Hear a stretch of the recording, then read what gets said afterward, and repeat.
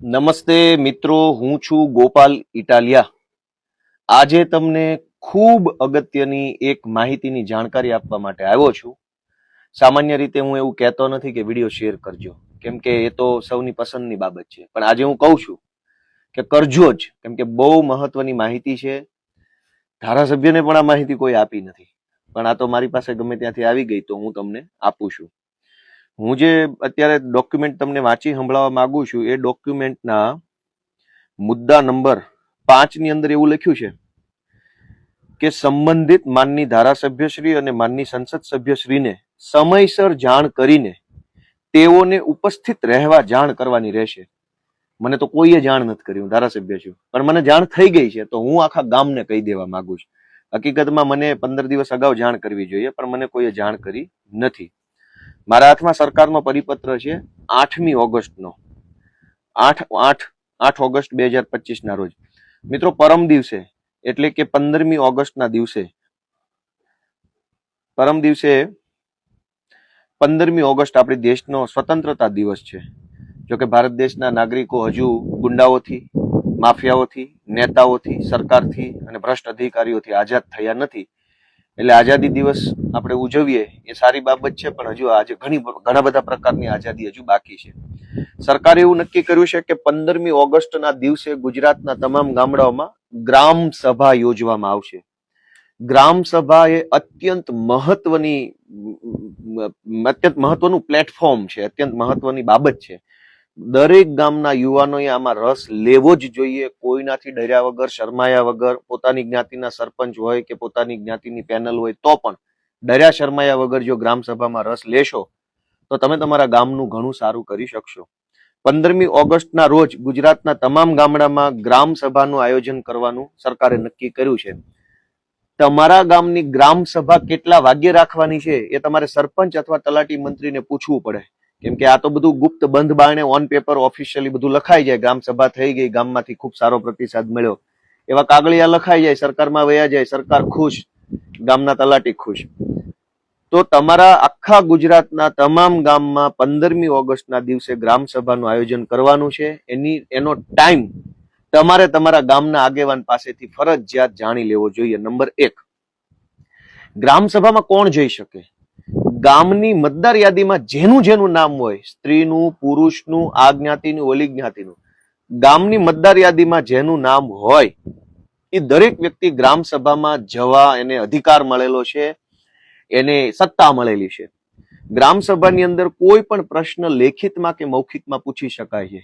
ગામની મતદાર યાદીમાં જે વ્યક્તિનું નામ હોય એ વ્યક્તિ લેખિતમાં કે મૌખિકમાં તલાટી કે સરપંચ કે સચિવ જે આવ્યા હોય એને પ્રશ્ન પૂછી શકે છે. મોટા ભાગે લેખિત પ્રશ્ન પૂછવાનો આગ્રહ રાખવો જોઈએ. ગ્રામ સભા એટલે શું?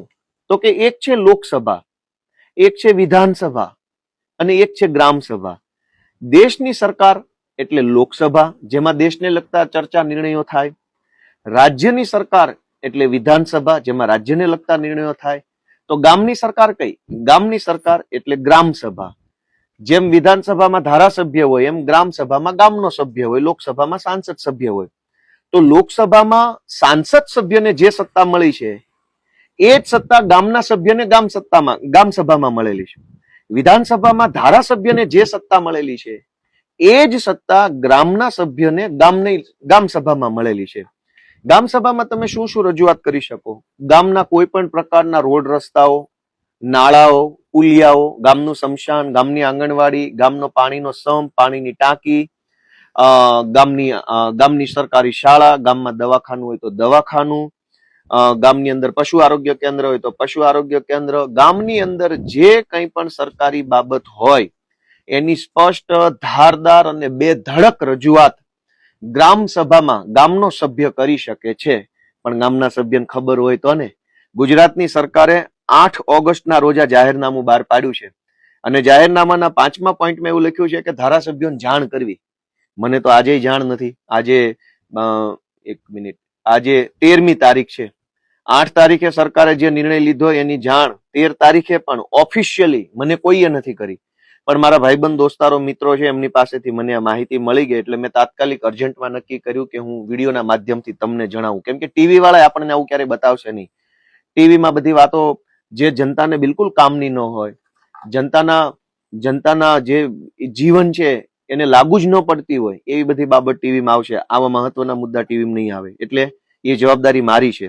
સરકારે લખેલા ઠરાવ પ્રમાણે 15મી ઓગસ્ટના રોજ MOPR એટલે મિનિસ્ટ્રી ઓફ પંચાયતી રાજ ના પંચાયત નિર્ણય એપ્લિકેશન દ્વારા ખાસ ગ્રામ સભાનું આયોજન કરો અને photo, video, minutes of meeting વગેરે અપલોડ કરો અને નવીનીકરણીય ઉર્જા અપનાવવાને પ્રોત્સાહન આપવું. એટલે આના ફોટો, વિડીયો પાડવાના છે, મિનિટ્સ ઓફ મીટિંગ કરવાની છે, પણ બધું રામ ભરોસે તંત્ર છે.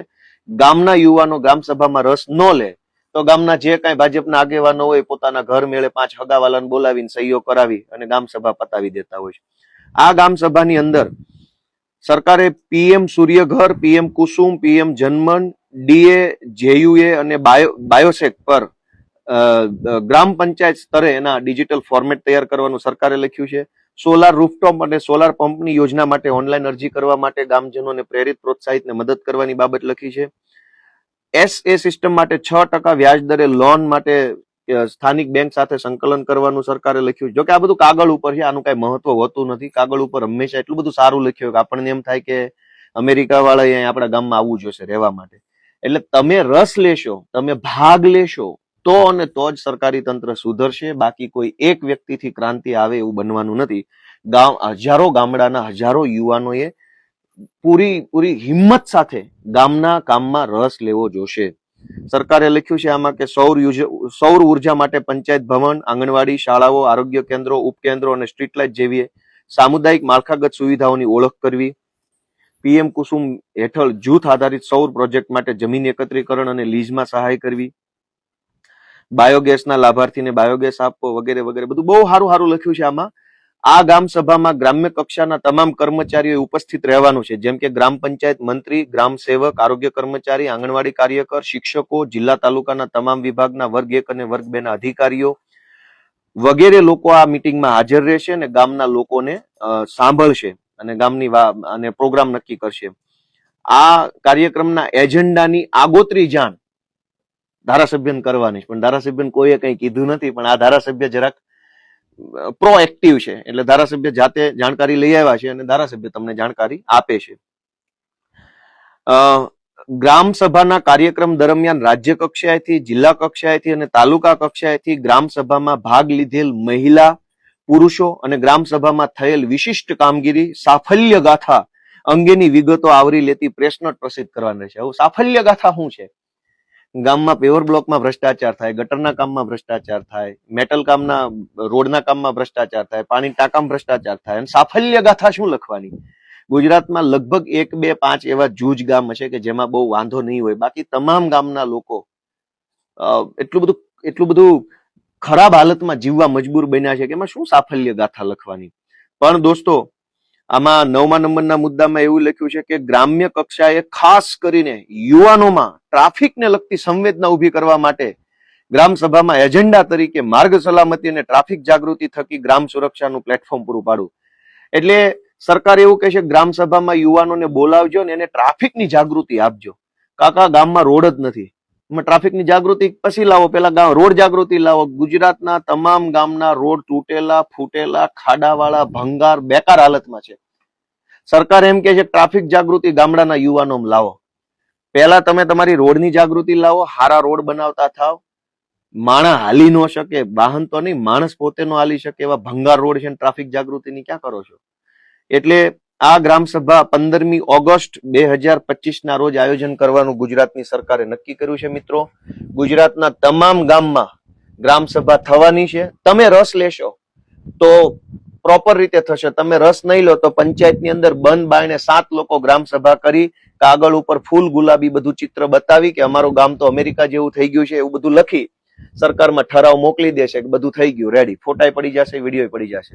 તો ગુજરાતભરના તમામ યુવાનોને વિનંતી છે કે તમારા ગામની ગ્રામ સભાનો ટાઈમ આજે ને આજે સરપંચ, તલાટી અથવા ગામના આગેવાનોને પૂછી લો. અને જો કોઈ તમને ટાઈમ ન બતાવે તો 15મી ઓગસ્ટે સવારથી ગ્રામ પંચાયતની ઓફિસે હાજર રહેવાનું. જ્યારે તાળું ખોલે એટલે તરત અંદર બેસવાનું.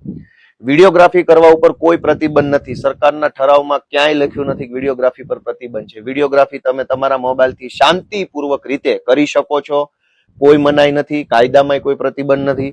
કોઈ પણ રજૂઆત શાંતિપૂર્વક કરવી જોઈએ, ઉગ્રતાપૂર્વક રજૂઆત ન કરવી જોઈએ, ઝઘડો કરવાની ભાવનાથી જવું ન જોઈએ. ગામના કોઈ પણ કામ અંગે તમે ગ્રામ સભામાં સરપંચ, ગ્રામની સભા અને ગામના સચિવ એટલે કે તલાટી મંત્રીને તમે કોઈ પણ પ્રશ્ન લેખિત મૌખિક પૂછી શકો છો. ગામમાં બધા સમાજના યુવાનોએ પોતાનું એક ગ્રુપ બનાવીને ગામના વિકાસ માટે થઈ ગ્રામ સભામાં જવું જોઈએ. આ અત્યંત મહત્વની માહિતી છે દોસ્તો. જો તમે આખો વિડીયો સાંભળ્યો હોય તો મારી બે હાથ જોડીને વિનંતી છે, હજારો ગ્રુપમાં શેર કરો. અને ગુજરાતમાં વર્ષોથી કાગળ ઉપર બધી ગ્રામ સભાઓ ભરાય છે, એના બદલે આ વખતે 15મી ઓગસ્ટે આઝાદીનો મહત્વનો દિવસ છે. વાસ્તવિક રીતે જો સરકારી તંત્રની ગુલામીમાંથી મુક્ત થવું હોય તો બધાએ પોતપોતાના ગામની ગ્રામ સભામાં હાજરી આપવાનો આગ્રહ રાખો.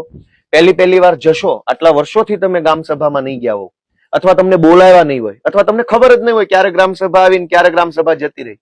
ગોપાલભાઈ ઇટાલિયાએ તમને જણાવ્યું એટલે તમને પહેલી વાર માહિતી મળી. અને પહેલી વાર ગ્રામ સભામાં જશો તો ઘણી વખત ગામના જે વર્ષોથી પેધી ગયેલા ભાજપના આગેવાનો હશે એના પેટમાં કેરોસીન રેડાશે, એને તકલીફ થશે, બાંધવાની કોશિશ કરશે, પોલીસના નામે ડરાવશે ને આવું બધું ધાક ધમકી કરશે.